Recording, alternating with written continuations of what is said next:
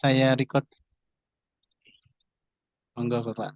Terima kasih Pak Dayat. Assalamualaikum warahmatullahi wabarakatuh. Selamat siang semuanya teman-teman yang bergabung di acara iRead. Mohon izin, ini hanya sharing saja Bapak Ibu. Jadi kebetulan saja artikel kami, artikel kolaborasi terbit di SSCI Journal dan sejauh berapa tahun ya? 2017 hingga 2019 hingga 2023 itu saya pribadi dan teman-teman masih mampu menerbitkan 2 artikel SSCI. Jadi tantangan cukup berat, tidak seperti Scopus yang insya Allah lebih mudah dibandingkan dengan SSCI untuk publikasinya.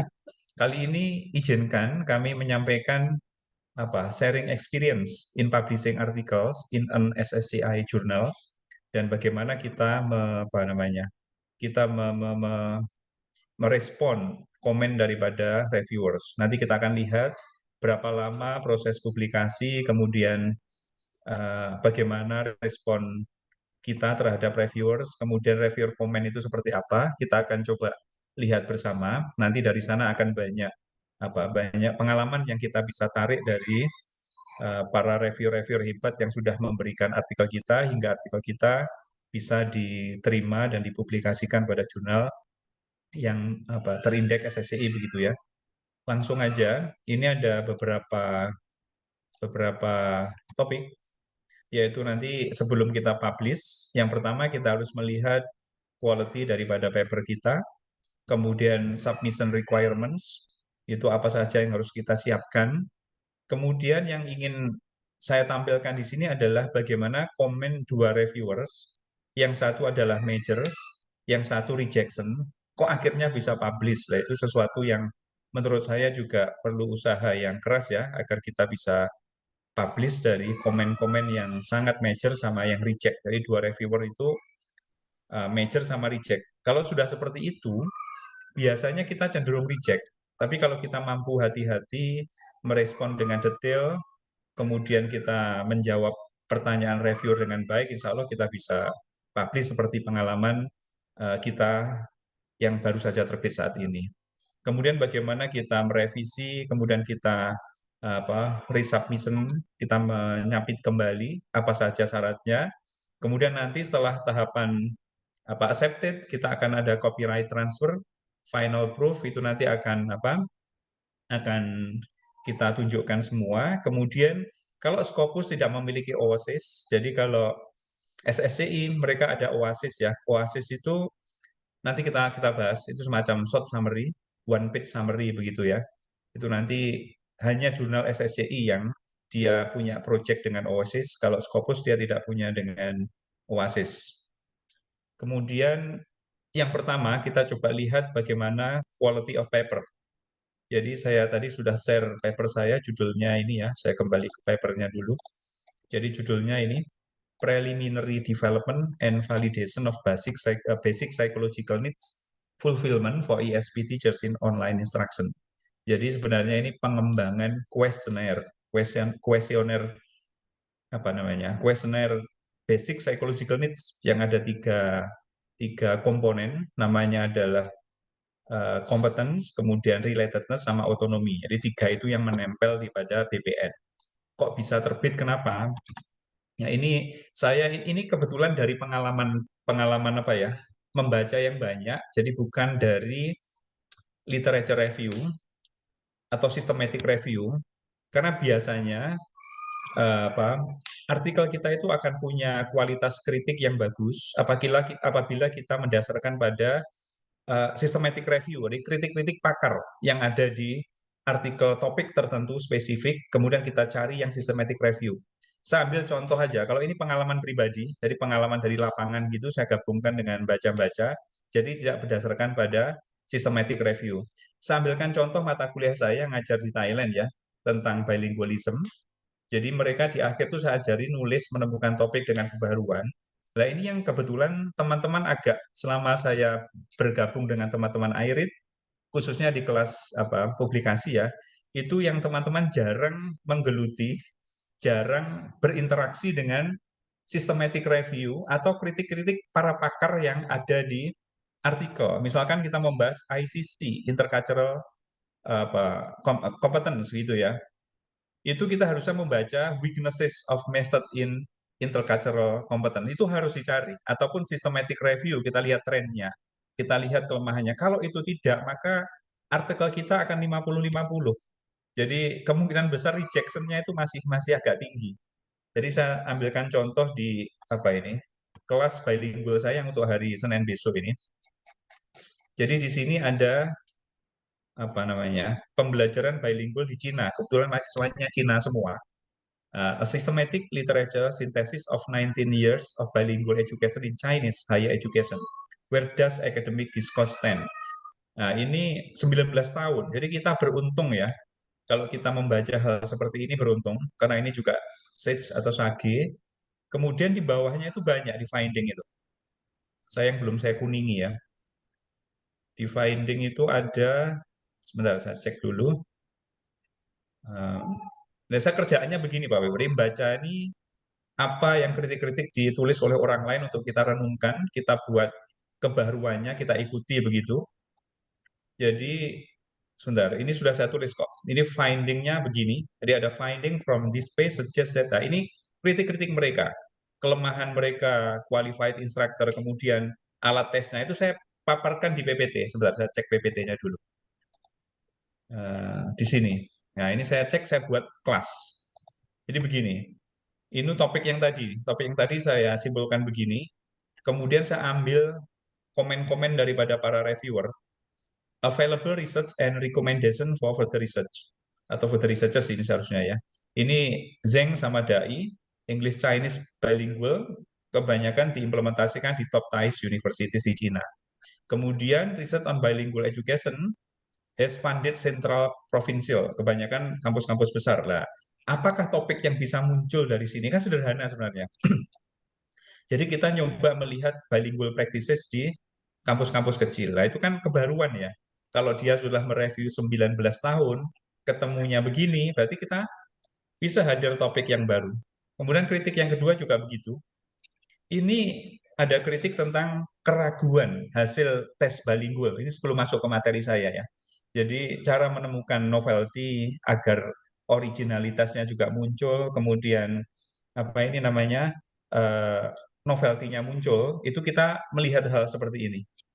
Misalkan ini, untuk mengukur bilingualism, banyak yang menggunakan SET, jadi Central English Test atau apa ini ya, tapi diragukan. Nah, kalau ini berani, berarti kita harus membuat alat ukur bilingual yang berbeda dengan mengkritiki ini. Itu akan keren nih, tapi topik-topik berat. Nah, hal-hal seperti inilah yang harus kita sering baca agar kita dalam menulis itu selalu memiliki kualitas yang bagus dalam tulisan kita. Berikutnya lagi juga gitu. Ini sama. Dan ini sekilas saja. Ini membuat instrumen baru ya. Jadi mengkritiki instrumen yang ada tentang bilingual itu belum begitu kuat menurut penulis tadi, menurut ini. Nah, itu sebenarnya potensi-potensi sederhana, contoh-contoh sederhana yang kita bisa bisa apa? Tirukan. Nah, kebetulan yang ini saya tidak menirukan, jadi tidak ikuti itu, tapi berdasarkan pengalaman melihat ISP setelah membaca BPN. Jadi yang pertama, judul saya itu adalah Preliminary Development. Saya mengembangkan sebuah kuesioner. Isinya adalah BPN. BPN itu ada otonomi, ada relatedness, ada competence. Jadi kompeten itu kan inti keilmuan. Kalau ISP itu kan keilmuannya tidak hanya bahasa Inggris, tapi keilmuan content knowledge. Kalau seorang nursing, berarti keilmuan dia komunikasi dalam bahasa Inggris dengan perawat, dengan keluarga pasien, dengan dokter sebagai atasan, dengan nursing sesama kolega. Lah itu kan harus dikuasai. Kalau kita dosennya di SP kita, General English Teachers kita dosennya. Ngajar nursing, dia tidak tahu ilmu nursing. Bagaimana ketemu perawat, ketemu apa pasien, dia harus bilang apa. Saya akan menjadi apa perawat Anda selama seminggu ke depan. Perkenalkan nama saya itu tidak dimiliki oleh seorang General English Teachers. Kemudian spesifik kontennya apa lagi? Jangan-jangan pada saat ISP diajari grammar simple present tense, bukan bagaimana isi ketika merawat pasien, ketika ketemu keluarga pasien, bahasa Inggris kita bagaimana, ketika dengan dokter bagaimana lah. bagaimana ini kalau tidak ada sebuah instrumen yang menjembatani itu, maka ISP kita akan kasihan. Dosennya belajar ilmu hukum, belajar kedokteran, bahkan tidak ngerti ilmu kedokteran. Nah, sehingga perlu adanya sebuah alat ukur agar ketika ngajar ISP, keduanya tersampaikan, baik itu spesifik English maupun content knowledge-nya di dalam ISP. Nah, relatedness ini yang sebenarnya sama dengan sociocultural theory. Jadi relate itu relate ke siapa? Kalau nursing ya relate ke dokter, relate ke perawat sebagai kolega, relate ke pasien, relate ke keluarga pasien ketika menceritakan perkembangan pasiennya. Lah itu perlu. Dan dari situlah saya mencoba mengembangkan itu. Sehingga originalitasnya muncul, novelty-nya muncul karena melihat lapangan ISP seperti itu. Nah, contribution the body knowledge ada. Jadi nanti kalau orang ngajar ISP melihat instrumen saya ini, tahu kelemahannya. Oh iya, saya kalau ngajar manajemen, saya kok belum pernah connect dengan pemilik toko, belum pernah connect dengan manajer, belum pernah connect dengan bagaimana marketingnya sebuah produk lah. Itu kan dia akan sadar dengan melihat itu agar ISP kita itu antara dosen bahasa Inggris general yang lulusan S1 bahasa Inggris dengan dosen jurusan itu harus connect, harus direlate. Nah, itu saran-saran dari paper ini. Ini sebenarnya sejarah singkatnya. Saya melihat kualitas paper saya, oh mungkin dengan begitu ini akan bermanfaat. Karena saya membaca artikel-artikel ISP di dunia itu di Cina, di Arab, kemudian di Filipina dan lain. Mereka hebat, lulusannya Harvard, ekonomi, ngajar ISP ekonomi, madok, cocok di mereka. Di kita enggak, ISP-nya lulusan S1 tanpa pernah ngajar hukum, tanpa pernah belajar hukum, ngajar hukum dalam bahasa Inggris. Wah, itu berani sebenarnya dosennya. Lah ini kan ini yang harus kita jembatani agar tidak separah itu, biar tertolonglah kondisi ISP kita. Nah, saya pikir ini akan membantu tidak hanya Indonesia tapi dunia. Kalau mau ngajar ISP, lihatan ini loh ya aspeknya yang perlu dipenuhi needs-nya itu ini loh ya. Nah, itu harus ada. Nah, sehingga ini saya pikir ini. Dan artikel ini ditolak 3 kali, Bapak Ibu. SSLT itu miliknya siapa ya? Taiwan ya, itu paling tinggi juga di ISP ditolak karena tidak ada literature review, tanpa alasan. Di IJTLR, Iranian Journal of Language Teaching Research, di-reject karena tidak ada literature review. Kemudian di Emerald, kritik practice and kritik itu ditolak juga, tidak ada literature review. Padahal saya itu belajarnya dari artikel-artikel non bahasa Inggris yang tidak ada literature review-nya. Jadi nanti kita akan belajar di sana betapa pentingnya literature review, walaupun jurnalnya tidak ada literature review yang kita pelajari, tapi ketika submit ternyata dipermasalahkan. Nah, itu nanti akan kita lihat. Itu bagian pertama untuk mengecek kualitas paper kita, Bapak Ibu. Jadi selain novelty, originalitas, kualitas kritik kita, kontribusi keilmuan dari artikel yang kita hasilkan itu betul-betul teruji. Kalau sudah teruji seperti ini kita pede. Kalau sudah begini, saya tidak mau sampai ke Scopus, harus ke lebih tinggi. Nanti kalau sudah reject sekian kali baru saya submit ke Scopus, karena saya yakin dengan kontribusi keilmuannya. Kemudian kesesuaiannya dengan jurnal tujuan, nah, itu perlu diperhatikan juga. Ini cara kita mengecek kualitas paper. Selain dengan systematic review tadi, melihat komen-komen para pakar, itu sangat membantu kita lah. Itu teman-teman yang kurang telaten untuk membaca topik kita itu kuat enggak kritiknya, itu harus melihat dari sana tadi, yang saya contohkan tadi di PPT sebelumnya. Kemudian yang kedua, ketika submit kita jelas ya, account itu sudah biasa. Kemudian di dalam preparing submissions, itu harus ada artikel dengan author details, jadi ada nama saya, nama kedua, ketiga, keempat. Kemudian ada artikel yang blind, dia tidak ada autornya. Cover letter itu wajar, itu setiap artikel jurnal mengendaki itu. Cover letter itu hanya berisikan judul bahwa artikel ini disubmit di jurnal ini dan tidak disubmit ke jurnal yang lain, itu hanya berisi seperti itu aja. Sama plagiarisme ya, kadang-kadang diminta itu plagiarisme-nya. Jadi ini requirement-nya. Terus kita lihat berikutnya adalah ini sengaja tidak saya buat slide karena sebenarnya saya ingin menulis di sini kalau pas perlu gitu ya. Jadi reviewer komennya kita cek.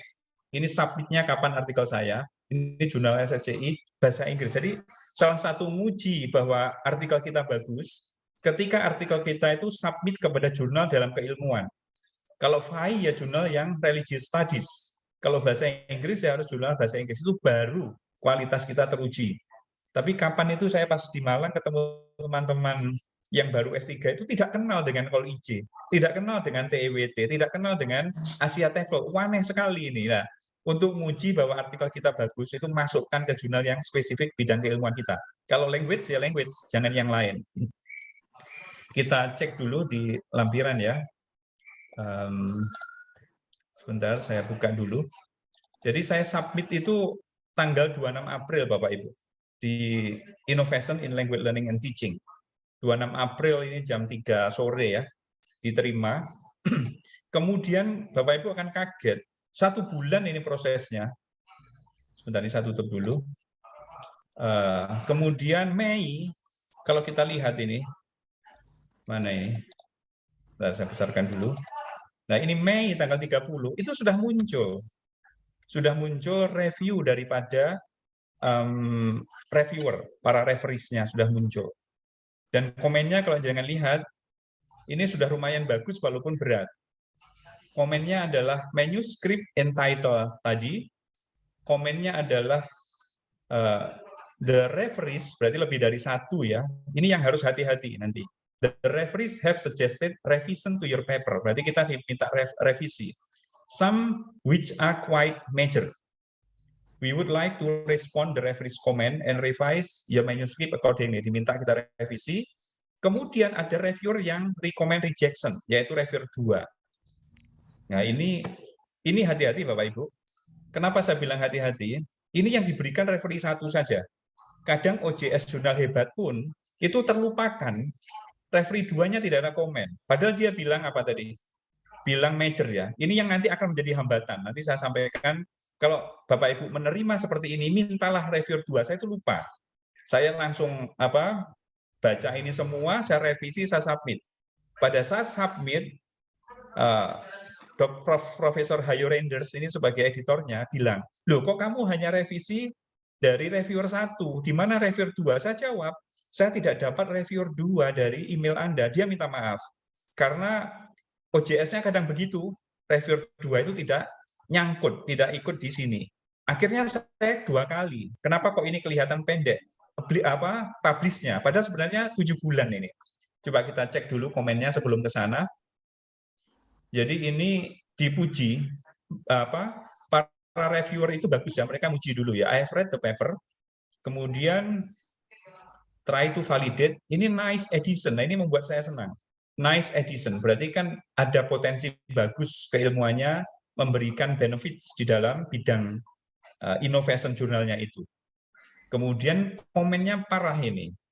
Nomor 1, mudah-mudahan bisa dibaca ya, saya besarkan dulu. Nomor 1, it does not seem that the manuscript has literature review. Awalnya tidak ada literature review. Kemudian nanti saya tunjukkan artikel awalnya. Authors are recommended, suruh buat ya. Sebenarnya inti intro di sini, dia disuruh mengganti intro saya menjadi concise, hanya 3 elemen saja. What is the paper about? Why do we need it? And what are you going to do? Nah, ini sebenarnya move-nya yang berbeda dengan Swill ya.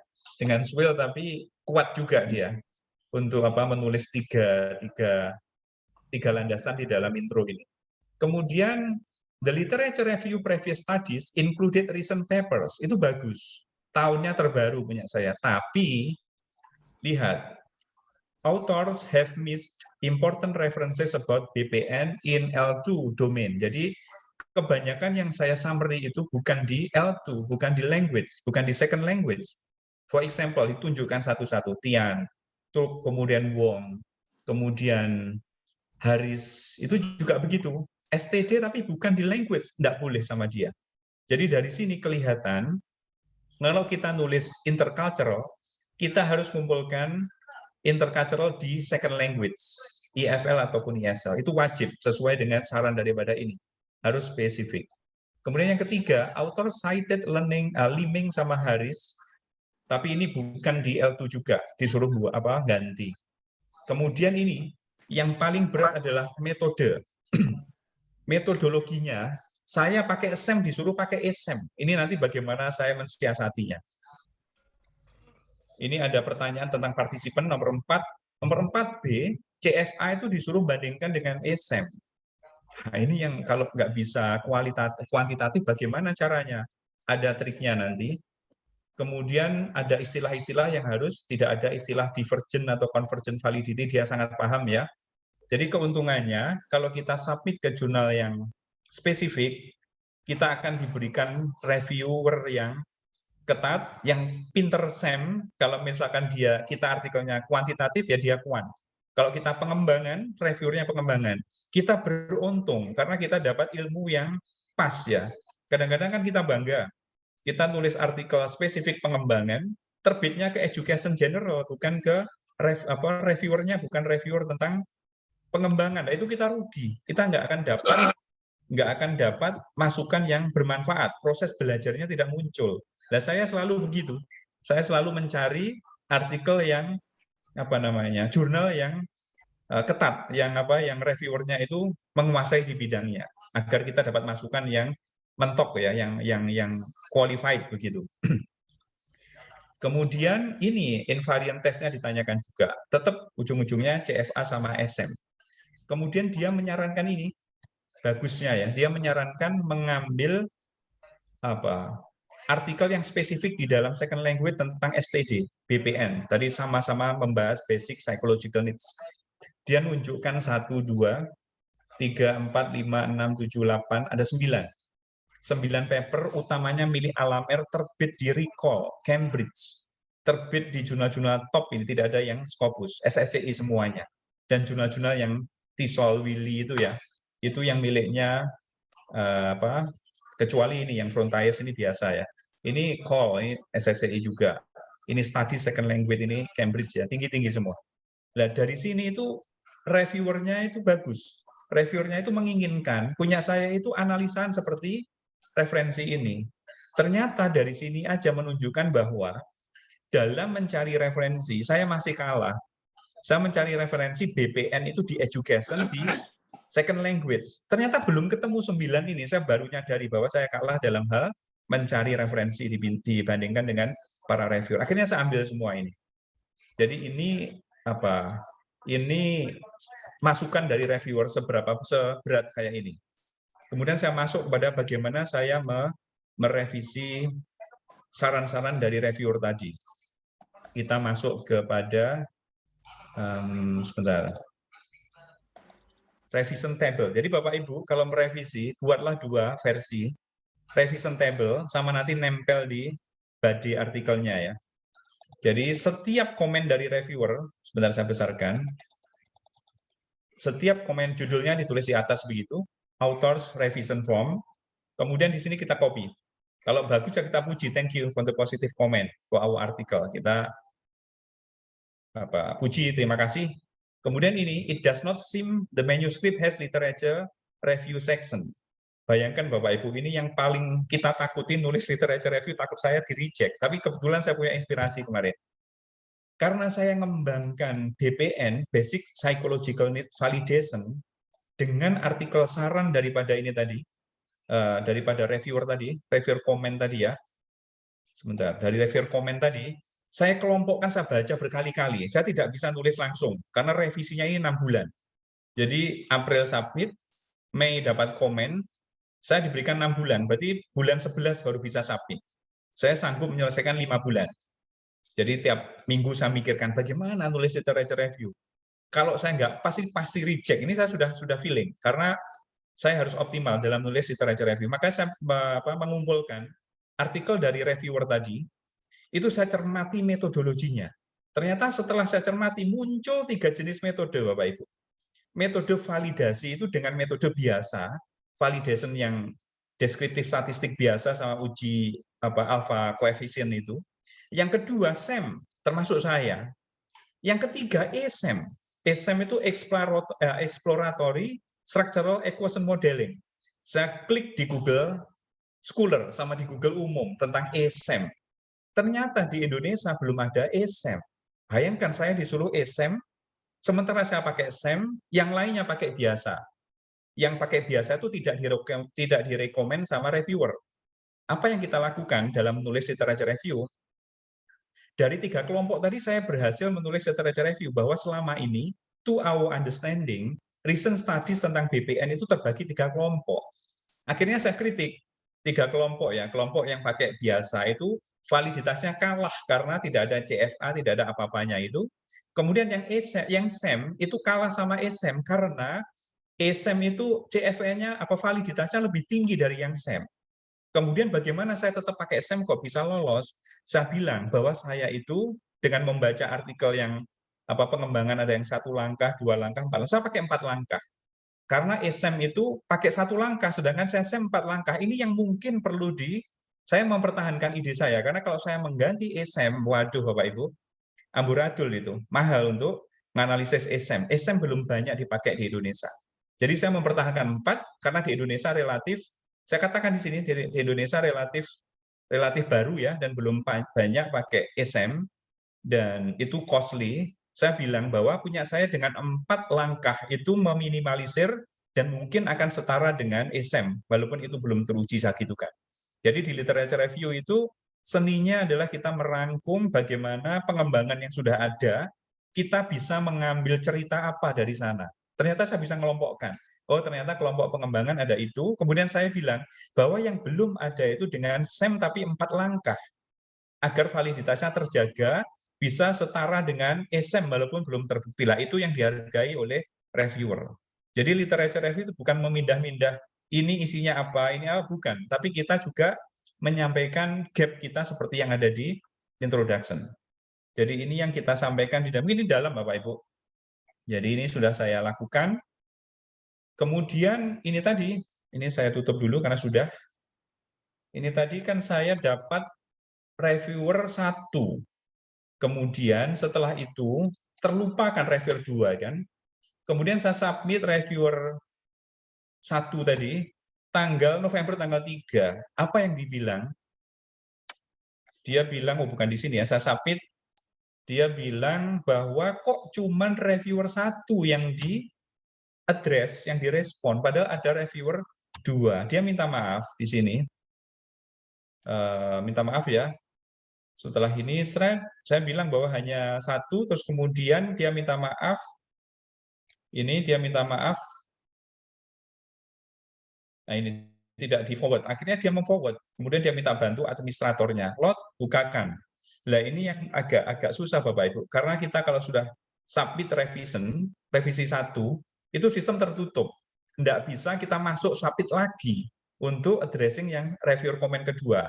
Maka saya email, dan punya saya yang tahapan awal mulai April sampai dengan Mei, sampai dengan November tadi, tertutup. Menjadi withdrawn. Jadi saya submit baru. Terus saya bilang, mohon tidak dianggap sebagai new submission karena ini kesalahan sistem. Saya bilang begitu, akhirnya dimengerti. Kemudian saya juga ngeri lagi, karena reviewer 2 kan reject, dan komennya parah Bapak Ibu. Reviewer 1, konsep saya BPN itu oke. Reviewer 2 tidak sepakat dengan konsep saya BPN, karena saya ngelantur. Dia bilang, ini penulis ini digres ini, ngelantur ini. Wong BPN itu definisinya menurut siapa namanya, Desirian adalah fulfillment of needs, kok saya socio-cultural merelatekan gitu ya lah. Akhirnya saya paham, oh iya, ternyata pinter dia reviewer 2-nya. Akhirnya konsepnya ini, dia ini ya, unfortunately, there are some serious flaws in this manuscript that I do not think suitable for publication. Yang kedua, reject. Karena konsepnya dijelaskan. Akhirnya saya rombak total mulai intro, literature review tentang definisi dan konsep STD BPN itu menjadi sesuai sarannya dia, termasuk di dalam instrumen yang sudah saya kembangkan. Akhirnya saya submit lagi ya, ini saya submit, kemudian tanggal berapa November itu saya submit lagi. Nah, ini dengan akhirnya saya revisi dengan 2, ini tadi yang awal ya, yang awal, sebentar saya pindah dulu ini. Kemudian referee 2-nya di sini. Referee 2. Tadi belum ada, yang tabel awal tadi belum ada. Yang ini adalah reviewer 2. Mana ya? Nah ini. Jadi segini banyaknya Bapak Ibu. Thank you for insightful suggestions. Kemudian saya ubah definisinya sesuai saran. Jadi ada 15 halaman. Saya merevisi itu termasuk 70%, 75% lah papernya ini. Gitu ya. Jadi some logical problem semuanya saya revisi satu-satu. Akhirnya baru di tanggal berapa ini? Januari 2023 baru di-accept. Jadi prosesnya seperti itu. Nah, itu tadi sekilas yang awal. Kemudian ini sudah ya, revise paper, kita ada form, table revision tadi sudah. Kemudian ini copyright transfer, jadi kalau Taylor Francis, Sage, Sage atau Elsevier biasanya begitu ya. Kalau sudah accepted, nanti akan ada namanya ini, namanya adalah agreement ya. Jadi dia memberikan semacam agreement, electronic sign, signature begitu. Jadi kita mengisi ini setelah terbit, setelah diterima accepted biasanya nggak lama. Ini kebetulan 1 bulan, biasanya kurang dari 1 bulan. Jadi langsung kita setelah ini baru final proof. Jadi setelah ini nanti ada final proof, melalui OJS-nya canggih sekali ya. Ada final proof itu seperti ini. Kita ngeklik di sana. Nah ini question 1, ini otomatis muncul dari sana. Yang kita revisi di sini muncul. Ini please provide apa, kita dari sini, dan seterusnya. Jadi ini final proof, disuruh mengurangi jumlahnya ini, suruh ini kurang A, dia jeli sekali ya, kurang A, alamat kurang B itu jeli sekali. Jadi prosesnya seperti itu Bapak Ibu. Mungkin ada yang ditanyakan, itu sekilas pengalaman, oh ya ini ada OASIS belum ya. OASIS itu adalah short summary Bapak Ibu, jurnal-jurnal SSCI saja yang punya koneksi dengan OASIS. Jadi setelah ini, tugas saya belum selesai, saya membuat 1 lembar summary yang bahasanya dibuat simplified. Jadi harus simplified, lebih mudah dibaca untuk kalangan selain researchers, yaitu ditujukan kepada guru, kepada siswa, kepada orang-orang yang punya pedulian terhadap terhadap keilmuannya yang di sini. Jadi kalau artikel SSCI, Scopus, itu semakin sulit dibaca untuk kalangan tertentu. Maka ini produknya American kalau nggak salah ya, atau Elsevier gitu, dia punya program, project namanya Oasis, agar kita membuat summary dengan bahasa berbeda, terutama pedagogical implication. Apa manfaatnya ini bagi guru? Bagaimana ini bisa dipakai oleh para pembaca yang tidak expert di bidangnya, sehingga artikel ini bermanfaat bagi kalangan biasa. Karena kalau yang lainnya kan close access ya, sehingga mereka bisa melihat summary-nya secara utuh. Ya, Mbak Nanda, ada yang ditanyakan, Mbak Nanda?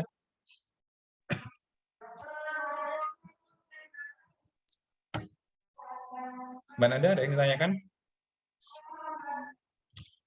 Nanti setelah terbit kita akan dapat. Saya? Iya. Iya. Iya. Ya, Pak. Ini saya bertanya terkait kan kemarin itu kan kebetulan bidang saya itu kan ASD. ASD untuk bahasa terkait education bahasa Inggris gitu, kayak gitu. Nah, kan kalau misalkan dari Pak Yudi itu kan menyarankan bahwasannya kalau kita menurut artikel paling bagus kita itu masuk ke jurnal-jurnal yang spesifik. Jadi saya dari Inggris maka harus masuk ke jurnal yang educational, English education.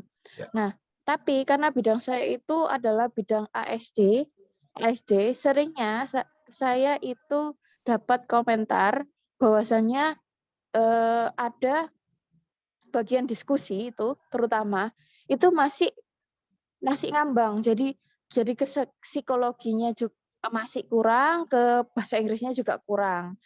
Seringnya dapat kayak komentar terkait itu.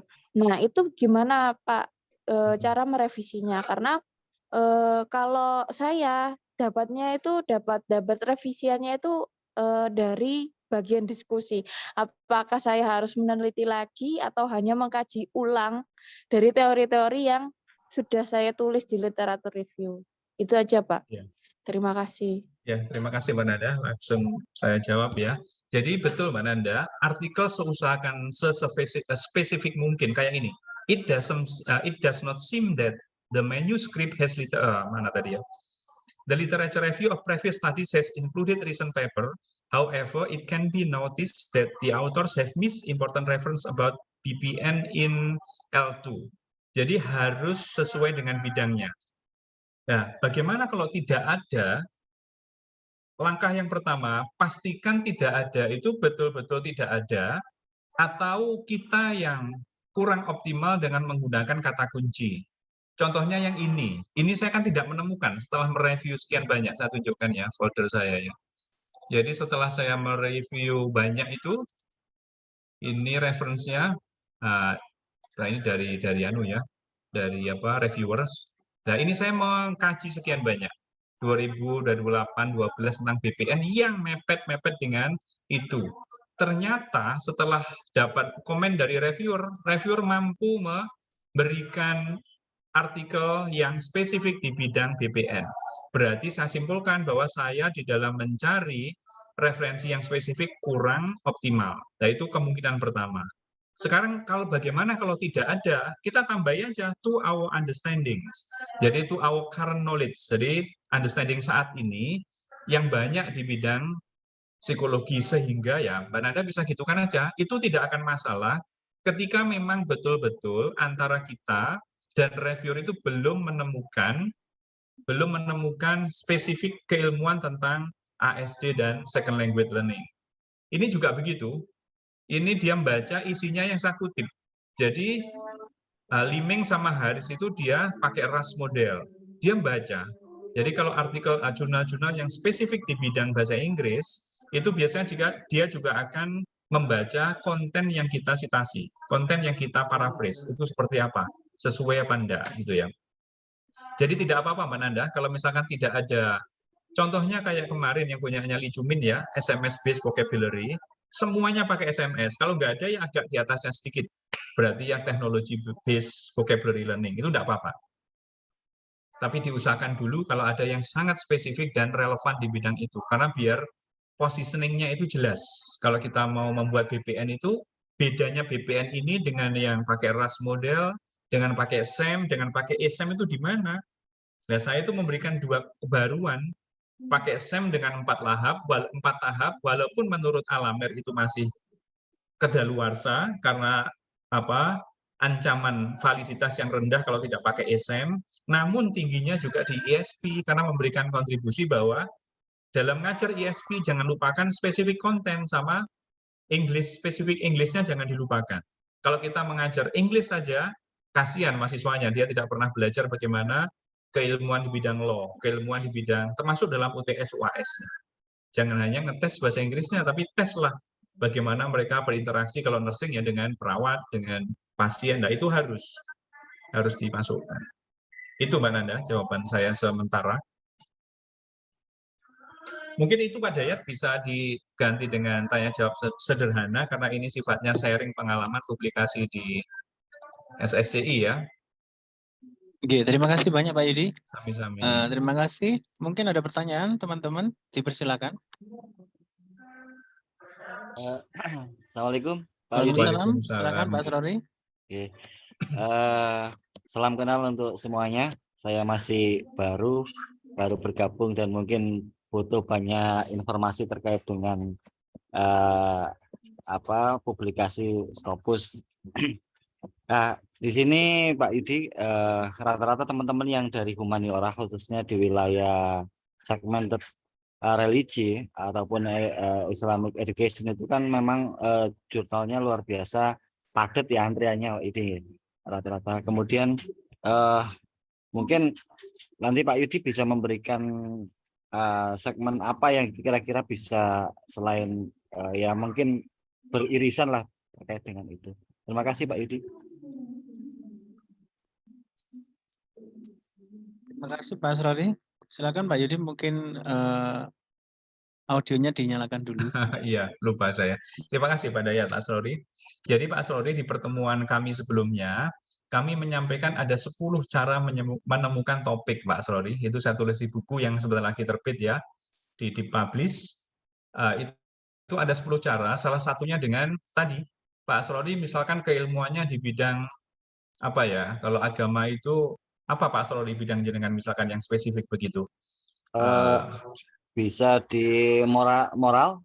Iya, misalkan moral education misalkan. Pak Asrori tinggal ngetik aja di Google Scholar gini. Jadi itu pertemuan kami ya di awal-awal gitu ya, di Google Scholar begitu. Bapak Ibu jangan ragu-ragu, harus telaten betul. Jadi menemukan kata kunci moral education, kasihkan systematic literature review.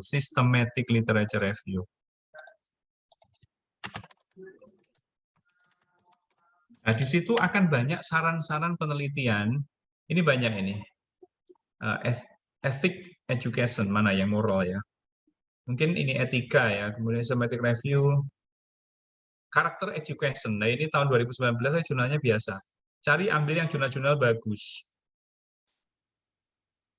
Medical ethics adanya. Nah, ini harus dengan kata kunci lain. Teaching medical ethics, moral education, cari sinonimnya. Kalau sudah ketemu, ambil yang seperti ini nanti ya. Ambil jurnal-jurnal yang bagus. Di sini nanti akan banyak sekali kayak tadi yang saya tunjukkan di di bilingual tadi. Saran-saran bagi penelitian berikutnya itu banyak. Misalkan mengembangkan bagaimana sih mengukur moral value itu agar akurasinya tepat. Berarti Pak Asrori mengembangkan sebuah instrumen. Mungkin bisa mengkritik instrumen moral education selama ini tidak landaskan pada landasan teori yang pas. Maka hasilnya sangatlah itu perlu. Hal-hal seperti itulah yang perlu dikembangkan. Ini langkah pertama. Dengan melalui ini nanti akan ada saran 5, 6, 7 topik yang bisa dikerjakan oleh kita dari artikel-artikel semacam ini. Yang kedua, melihat saran atau recommendation for further research. Ini seperti ini. Recommendation are presented for improving future qualitative research studies in this education. Nah, ini pasti ada di dalamnya topik-topik yang berguna. Tinggal cocok apa enggak. Kalau cocok, teruskan. Kalau nggak cocok, ganti lagi. Kita nyari lagi sampai ketemu. Begitu. Nah, selama pengalaman kelas akhir ini, kebanyakan teman-teman masih rely on kita. Jadi, kalau saya bilang, kebanyakan wah itu diikuti, jangan, harus juga didukung dengan gini agar kuat kritiknya. Jadi saya banyak membantu yang kemarin ya, yang ada 11 orang itu, kebanyakan masih ngikut saya kritiknya. Kalau mau tuh harusnya misalkan tentang intercultural, itu dicari intercultural systematic review, dicari kritik-kritiknya, finding terdahulu kelemahannya apa, metodenya kelemahan apa, pasti ada di dalam sini. Lah itulah yang dipakai untuk perbaharuan artikel kita, sehingga kita miliki novelty. Jangan dari ide kita, kalau kita belum banyak, jam terbang bacanya belum. Ya itu bisa, kita harus konsultasi dengan teman, apakah topik ini sudah atau belum, itu perlu dilihat kembali. Itu caranya Pak Asrori. Nanti bisa spesifik kontak gitu ya, kontak-kontak gitu ya. Bagaimana cara menemukan topik, bidang apa, saya bantu untuk menemukan kalau hanya menemukan topik aja. Contoh di bilingual tadi kan kelihatan jelas ya. Bilingual tadi itu kalau Bapak Ibu mau nulis ya keren itu. Sebentar, di mana tadi PPT-nya ya? PPT 15.2. Nah ini. Kalau Bapak Ibu mau nulis ini pasti terbit. Mengembangkan instrumen untuk mengukur effectiveness bilingual. Hanya tidak, kita kritik set ini, kelemahannya apa kita baca. Kita harus nyari set, weaknesses of set, apa dia. Bilingual itu intinya di mana ruhnya, pasti ketemu. Nah ini yang kita renungkan berhari-hari, berminggu-minggu, berbulan-bulan baru kita tulis setelah kita ketemu. Jangan ditinggal. Saya selalu begitu, mau nulis literature review kemarin aja, saya merenung apa yang saya tulis ini. Kalau saya gagal, reject ini, berat kalau reject. Nah, akhirnya ternyata ketemu, oh iya ya, akhirnya ketemu lah.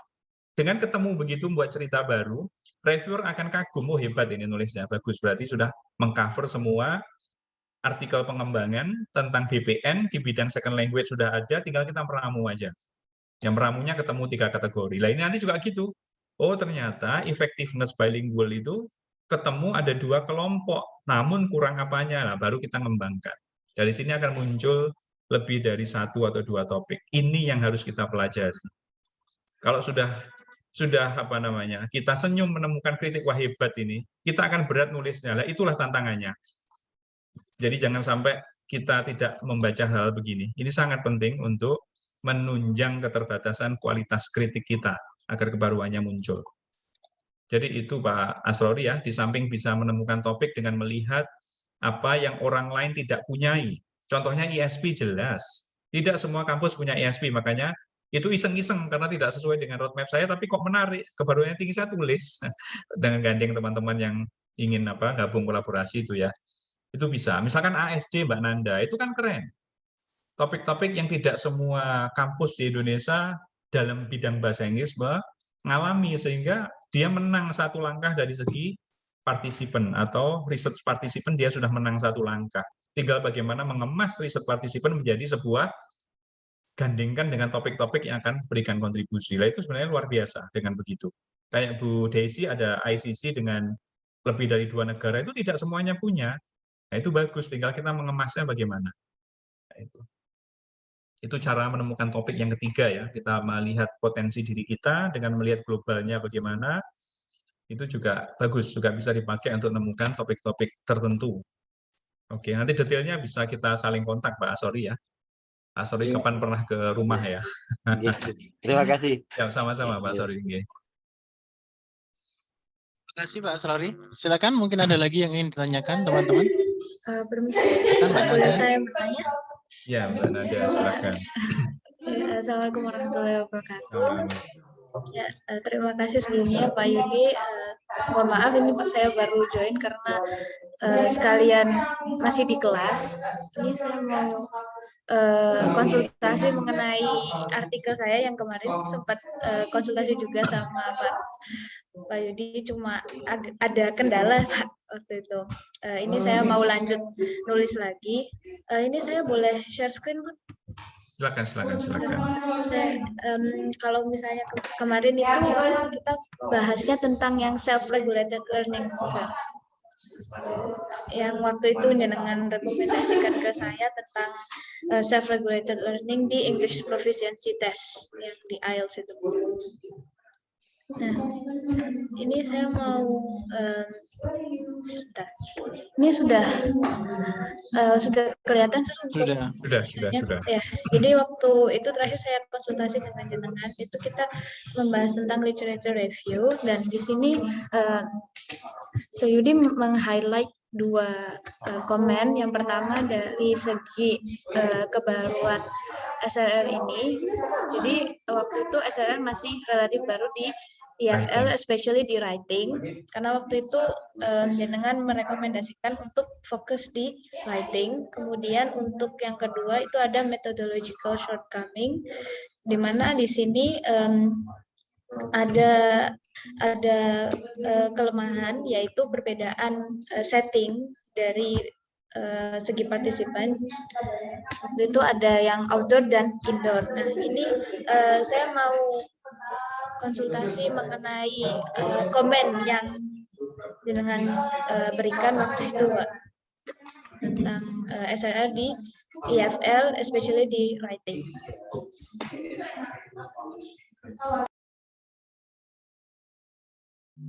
Sudah, Mbak Nada? Silakan. Ya. Oke, jadi punyanya Mbak Nada ini kemarin kan ada 2 kritik ya. Kritik yang pertama, SLL di writing itu masih jarang. Itu ada jurnalnya Elsevier ya. Itu bisa ditaruh di sini referensinya nanti dari Elsevier kemarin.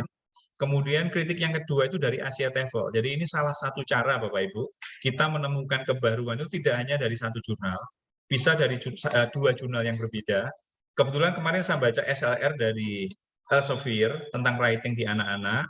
Kemudian yang kedua ada saran metodologi untuk future researchers, di mana pada saat di Jepang itu tentang IELTS apa ya, itu di luar kelas, tapi tidak terpotret SLR atau tidak, sehingga peneliti ragu, jangan-jangan data saya ini tidak semuanya mencakup SLR pada saat student report student self-report itu tidak terpandu lah. Kemarin Mbak Nada saya berikan saran, di dalam metode nanti pas pengumpulan datanya pakai cara yang baru, yaitu dengan think aloud protokol atau apa yang bisa melihat SLR-nya siswa ketika dia sedang sendirian, ketika dia sedang belajar di outdoor itu. Karena kelemahan pengumpulan data sebelumnya hanya interview yang bukan interview, didasarkan pada refleksi jurnalnya si anak tanpa dipandu, atau dengan guided self reflection gitu juga bagus Mbak Nada.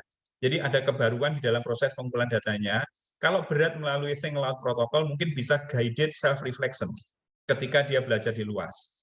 Karena kelemahan yang miliknya Jepang kemarin yang di Asia TOEFL main journal itu, dia melihat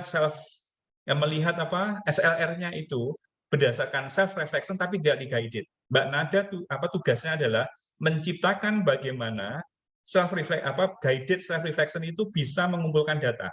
Bisa ada panduan ketika siswa belajar di luar kelas, belajar IELTS, itu dia dengan mengikuti panduan Mbak Nada, SLR-nya tertangkap. Nah, itu tidak mudah. Kayak kemarin, ketika kita mau memotret kolaborasi di luar kelas, belum dipotret, maka tugas saya membuat bagaimana rubrik agar bisa memotret kualitas kolaborasi di luar kelas. Nah, ini ada kebaruannya, Mbak.